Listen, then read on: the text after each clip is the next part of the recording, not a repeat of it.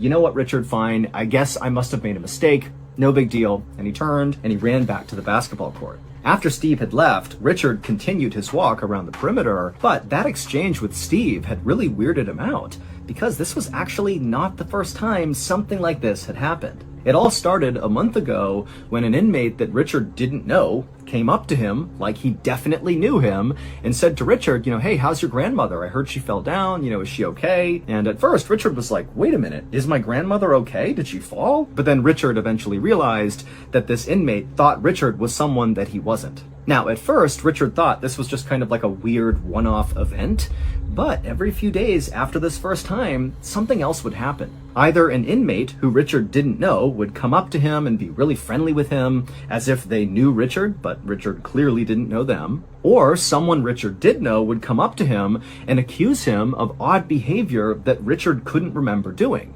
like the interaction he had with Steve when Steve came up and said, "You snubbed me in the lunch line." And so after Richard's interaction with Steve, Richard began to think, wait a minute, is someone screwing with me? Is that what's been going on? The next morning, during breakfast, Richard decided not to sit where he normally did, and instead he sat on the very far side in the corner of the cafeteria to basically just be able to people watch all the people inside the cafeteria. And then that afternoon, when Richard was outside, instead of walking around the perimeter like he liked to do, he just sat in a central location and just constantly scanned the whole yard. Now, Richard didn't really know what he was actually looking for. He just figured, maybe I'll see something suspicious, I'll see someone staring at me for too long, or I'll see someone I don't know talking to my friends.